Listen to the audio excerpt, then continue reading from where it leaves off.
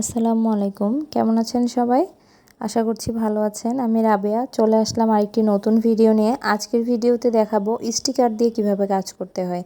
এখানে দুই প্রকারের স্টিকার পাওয়া যায়, একটা ভিনাইল স্টিকার বলা হয় আর একটা হচ্ছে ট্রান্সপারেন্ট স্টিকার। ট্রান্সপারেন্ট স্টিকারে আপনার গোল্ডেন কালার পাবেন এবং হচ্ছে ব্ল্যাক কালারের পাবেন। আর ভিনাইল স্টিকার যেটা, এটা মূলত গোল্ডেন কালারের হয়, কিন্তু এটা অনেক বেশি সুন্দর হয়। মানে কোনো কিছুর উপর বসালে অনেক বেশি ভালোভাবে দেখা যায়। এই যে আমার হাতে একটা স্টিকার দেখছেন, এটা হচ্ছে আপনার ট্রান্সপারেন্ট স্টিকার। ট্রান্সপারেন্টের মধ্যে গোল্ডেন কালারের। আমি আসলে অর্ডার করেছি রিসেন্ট, তো আমি ওইটা পাইনি, ভিনাইল স্টিকারটা পাইনি, কারণ ওইটা সবসময় পাওয়া যায় না। এই কারণে আমি ট্রান্সপারেন্ট স্টিকারটাই এনেছি। এনে এটা আসলে বসালেও হবে, বাট এইটা ওই ভিনাইলের মতো লুকটা দেয় না। আপনারা যে কোনো নাম দিয়ে, এই যে অনেকে দেখবেন বিভিন্ন প্রকারের নাম দিয়ে বা দোয়া দিয়ে, এই যে বিভিন্ন ধরনের হচ্ছে লেখা টাইপের দিয়ে আপনার কোস্টার তৈরি করে।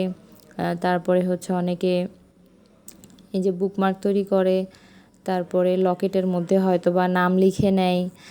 তো এইগুলোর জন্য আপনারা এই ধরনের স্টিকারগুলো আপনাদেরকে ইউজ করতে হবে। আর এই ধরনের স্টিকারগুলো আসলে সচরাচর সব জায়গায় পাওয়া যায় না। আপনি যে পেজে রেজিনের ম্যাটেরিয়ালস কিনবেন, যে পেজ থেকে, সেই পেজে কিন্তু আপনি এটা পাবেন না। ঠিক আছে? তো এইটা হচ্ছে, তবে কিছু কিছু ইদানিং মনে হয় একটা পেজে শুধুমাত্র এটা একটু পাওয়া যাচ্ছে, সেটা এই ট্রান্সপারেন্ট স্টিকারটা, ভিনাইলটা না। তো মূলত ভিনাইলের জন্য অনেক ভালো একটা মেশিন লাগে, যেটা আসলে অনেক আমার মনে হয় অনেক ব্যয়বহুল আর কি। এই কারণে সবার কাছে পাওয়া যায় না। আর ট্রান্সপারেন্ট স্টিকারগুলো আপনারা ইজিলি আর কি পাবেন। আর এটা হচ্ছে আপনার হতে পারে আপনাদের এলাকায় বিভিন্ন ওই যে প্রিন্ট বের করে দেয় যেই সব দোকানে, প্রিন্টিং প্রেস টাইপের, ওইগুলোতে বা কিছু ছোট ছোট দোকান থাকে, ওইখানে গিয়েও মনে হয় এইগুলো বের করা যায়। আমি আসলে ওভাবে বের করিনি, আমি অনলাইন থেকে নিয়েছি। তো এই কারণে আসলে আমি বুঝতে পারছি না যে কোথায় পাবেন আপনারা। যাই হোক, আমি যেখান থেকে নিয়েছি ওটার নাম হচ্ছে ভিনটেজ স্টুডিও। ঠিক আছে? ভিনটেজ স্টুডিওতে আপনারা ট্রান্সপারেন্টটা সবসময় পাবেন, বাট ভিনাইলটা সবসময় পাবেন না। তারপর আপনারা দেখতে পারেন। আর এই তো আমার স্টিকারটা আমি সুন্দরভাবে কেটে নিলাম। ঠিক আছে? কেটে নিয়ে এখন এটা আমি বসিয়ে দিব। যেহেতু আমি হাতে ওই যে গ্লাভস পরে আছি, তো আমার গ্লাভসের সাথে বারবার স্টিকারের ওই আঠাটা লেগে যাচ্ছিলো। তো আমি গ্লাভসগুলো খুলে আমি এই কাজটা করব আর কি। গ্লাভসগুলো খুলে নিয়ে আমি এই যে স্টিকারটা হচ্ছে করে নিলাম, কাগজ থেকে আলাদা করে নিলাম, নিয়ে এইখানে সুন্দরভাবে বসিয়ে দিলাম। আপনারা এটা এক কালারের উপরে করলে বেশি ভালো দেখায়, দেখা যায় সুন্দরভাবে জিনিসটা। এখানে যেহেতু এই যে রেড আর নিচে এই যে গোল্ডেন কালার অলরেডি আছে, এই কারণে এই গোল্ডেন কালারটা খুব একটা বোঝা যাচ্ছে না।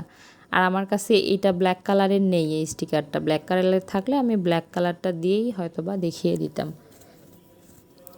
তো এই যে আমি এখানে বসিয়ে দিলাম। এখন এর উপরে আমি এই যে রেজিন দিয়ে দিব। আগে থেকে রেজিন গুলিয়ে রেখেছিলাম, এই যে রেজিন একটু গড়িয়ে গড়িয়ে পড়ে গেল। এইটা স্টিকারের কাজগুলো করার ক্ষেত্রে করবেন কি, আপনারা একটু এক লেয়ার কম দিবেন, একটু রেজিন কম দিয়ে তৈরি করবেন জিনিসটা। তৈরি করে তারপরে স্টিকারটা বসিয়ে তারপরে আরেকটা লেয়ার দিয়ে ওইটা আর কি কাজটা শেষ করবেন। আমি যেহেতু এই বুকমার্কের কাজটা অলরেডি শেষ করেই রেখেছিলাম, যার কারণে এটার উপরে যে রেজিনটা দেওয়ার কারণে এটা গড়ে নিচে পড়ে গেল। সমস্যা নেই, স্টিকারটা লাগা নিয়ে বিষয়। আর স্টিকারটা কখনোই এমনি লাগিয়ে রাখবেন না, কারণ এমনি লাগিয়ে রাখলে ওইটা কিন্তু উঠে যাবে। উপরে অবশ্যই রেজিনের লেয়ারটা দিতে হবে। ঠিক আছে? উঠে গেলে তো আসলে ওইটা দিয়ে কোনো লাভ হলো না, তাই না? আপনারা নাম দেন বা যে কোনো ধরনের যাই কিছু দেন না কেন, ওর উপরে আপনাদেরকে অবশ্যই রেজিনের একটা কোড দিতেই হবে।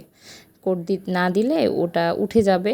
তো দেখা যাবে যে তখন কাস্টমার আপনাকে বলতেই পারে যে আপু এটা তো উঠে গেল, এখন কি করব? উঠে গেলেও তার ওটার কিছু করার নাই আসলে। ঠিক আছে? তো এই যে আমি দিয়ে দিলাম, 12-13 ঘন্টা পরে এটা কিওর হয়ে যাবে, যেহেতু এটা 3:1 রেজিন। তো এই ছিল আজকের ভিডিও কেমন লাগলো অবশ্যই কমেন্ট করে জানাবেন।